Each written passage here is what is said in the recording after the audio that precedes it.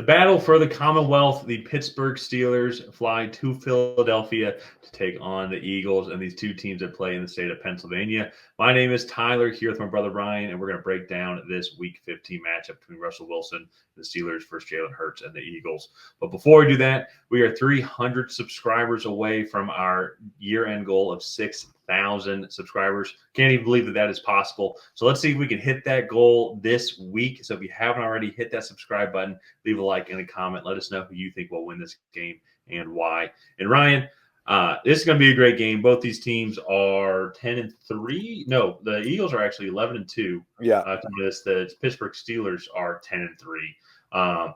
I think a very underrated Super Bowl preview. Both these teams, I think, have the caliber and the ability to win, and could meet each other in the Super Bowl come February. Because there's another one also going to take place this week, Buffalo versus Detroit, which might be the bigger, more media attention one. But this one I think also has a high possibility because Pittsburgh Steelers looked really good today, and they didn't even have George Pickens as well. So just good balance. Offensive scheming, defense looked great also. I mean, Jameis Winston helped out a little bit with that. But offensively, though, still a solid day overall against a good Browns defense. And so then the Eagles, I know if Eagles fans, maybe if they don't watch too much of the Carolina Panthers or NFC South, as you can tell, I'm a Falcons fan, so I stay in touch with them a lot. This was a really good win today for the Philadelphia Eagles. I know you're going to look at their record and the 3-10 the Carolina Panthers are. But this team has been playing significantly better over these past several weeks. And I think, as you saw, really took it to you guys. And so I think it was a great win for this Eagles team as well. Grinded out against an up-and-coming Panthers team. And kind of, Ryan, when I look at this game, I was looking at some of the stats, on where teams rank. It kind of cracks me up because to me, and I want to see if you agree with this, the X factor is going to be who can win in the rushing trenches. But the stat before that, I bring this up here because Eagles are first overall. They're 31st in passing yards offensively. So you would think just looking at that, means that they're bad passing. But no, they're just so freaking good at running the ball with Saquon. They're let's just hand the ball off to him. They only had 83 rushing passing yards today. Yeah. So it's but Jalen Hurts can still sling the rock, and yet it's just they're so freaking good at running the ball. And to me, I want to see if you agree with this as well, but the Pittsburgh Steelers have the fourth best rushing defense when it comes to rushing yards allowed. And that to me is the matchup right there. Yeah. Who can win in this matchup will probably win the game. This Philadelphia Eagles offensive line versus this Pittsburgh Steelers defensive line is definitely the matchup to watch. I'm really excited to see TJ Watt go up against these tackles. I think that's going to be a really fun matchup as well. So I like that. The Eagles are definitely going to have to throw the ball, and I think this will be a very good litmus test for how good this passing offense is because, like you said, they only threw for 84 yards today.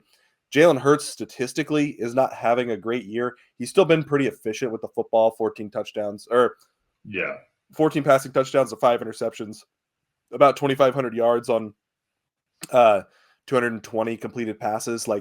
It's been a good, efficient year for Jalen Hurts. It just hasn't been this stat padding year because, like you've said, they've run the ball for over 200 yards. They're 5 times. They're averaging they're averaging more rushing yards than passing yards per game. They're averaging 190.46. Yeah, rushing yards per game, while just shy of 180 passing yards. If I go and look up here, which one is it? There we go. So the Baltimore Ravens is second. They average 180 rushing yards per game, which is impressive. Then the Commanders and Lions are close behind at 3 and 4. But it's noticeable from the 5th place team and the Green Bay Packers, they average 45 more rushing yards per game than them. And Green Bay averages 145 per game, which is crazy. So that's why I think it's nothing against Hurts or this passing game. It's more just the fact they're so good at running the ball. They're why even risk a turnover? But well, and also I think go ahead. Sorry. I was going to say, you look at this offensive line, too. It's just a bunch of maulers. From Jordan Mailata to Landon Dickerson, it's just a bunch of maulers on this offensive line right now. And they're blocking it up well. Saquon Barkley,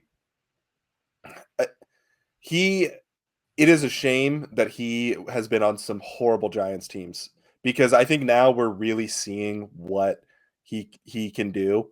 and he's a couple significant injuries into his career at this point. Like he's not even like what he was 4 years ago as an athlete coming out of college. Like so that for me, I think is just this Philadelphia offense is insane. This Pittsburgh team I've been really impressed with because this was a team that I just wasn't super high on coming in into the season. Like I didn't like what they had done in the quarterback room outside of George Pickens, and I still kind of feel this way. I know they picked up Mike Williams, and he's had a couple good games for them. Calvin Austin has picked it up. I still love their weapons. Pat Freiermuth is a good receiving tight end. Najee Harris, excuse me. Pleasure. Sorry, I've been fighting that for a few minutes. And Jalen Warren is a good like running back tandem. And they just play really good, well-coached football. And I really like what Mike Tomlin has done with the Steelers team. And I think all in all, they're a really formidable team. And they don't have an easy rest of the schedule. But I kind of said this a little bit about the Denver Broncos, but I even mean this more so with the Pittsburgh Steelers. This is not a team that I want to face in January. This is a terrifying team that is stout in the trenches. They usually don't beat themselves, and they have an opportunistic secondary as well. So they have a tough remaining schedule. So they're at Philadelphia, at Baltimore, versus Kansas City, and then versus Cincinnati.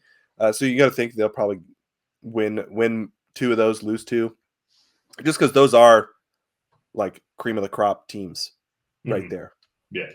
Well, and I think I want to elaborate on your point. Dive deeper into your point as well. Like they don't beat themselves.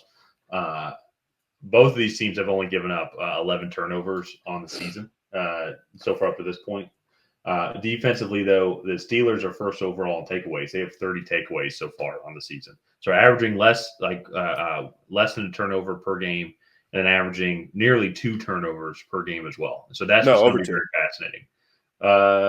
Yeah. Oh, yeah. I was thinking for a full season. So yeah, over 2 up to this point. So once again, kind of coming back then too as well to what I think started this off was that when it comes to the running game is Saquon and Jalen Hurts and this offense have been very protective of the football, very efficient overall. And the Steelers have been able to take the ball away. So it was like, are they going to be able to stop the run, the Pittsburgh defense? Are they going to be able to stop the run to make them have to throw the ball a lot more? And the Eagles, I think, are at minimum well above average in throwing the ball. I just think they just don't have to show it. They don't have to do it. And so can the Steelers stop the run? And then at the same time, too, can they also be efficient as well and protect the ball? Because we haven't really talked too much about Philadelphia's Eagles defense throughout this whole thing. Just because of, well, we've been talking a lot about how great Saquon is, essentially. But defensively, though, Philadelphia, they're first overall in their total yards allowed, second in passing yards allowed, 8th in rushing yards allowed. And then they're 6th in sacks as well. So that's like they have really good defense. Well, we haven't really touched on that also. So the Steelers offensively, they're going to need George Pickens to be healthy, but because he didn't play today because of a hamstring injury, and they're also going to need to be opportunistic and being able to move the ball down the field because the Eagles can beat you in so many different ways. And while I feel like the Steelers, one flaw for them kind of getting into predictions is they don't have too many super explosive plays. Like they had several against Cincinnati, yes, but a lot of times I feel like typically their drives are very methodical. They're very efficient, and so are the Eagles as well. But they just don't have the playmakers overall. I think they have a really good system that's set up, and their players that work well in their system. But in a matchup like this, I think I look at Saquon Barkley, Jalen Hurts, AJ Brown. You got Devontae Smith, like those superstars on the offensive side of the ball. Defensively, Jalen Carter leading that front as well. Then you've got Quentin Mitchell who's playing great, Cooper DeJean who's playing great as well. It's like there's so many like studs on this team. I think that they can break their system. Yeah, so that's why for me, I think that being at home in Philly, I'm going to go with the Eagles here in this matchup. Yeah, and I agree with you. I think Philadelphia is going to win this game. I do want to push back a little bit because I feel like George Pickens is their kind of like down the field playmaker. Calvin Austin can definitely get down the field and make some explosive plays. So I think they have the ability to make explosive plays. My big thing is, what does this Pittsburgh offense look like when they're down 10 with 10 minutes to go and they're forced to be in these like traditional drop back passing scenarios? Because I think you look at some of their last few games, like at Baltimore, that was an 18-16 kind of slugfest. 24-19 loss to the Cleveland Browns. And it kind of like a snowball, also a bit of a slugfest. Then there was a shootout, but they were playing from ahead almost the whole time against the Cincinnati Bengals. And then they beat the Browns 27-14 in week 14. So they're constantly playing from ahead, which is obviously a good thing. But when they haven't been playing the best of competition.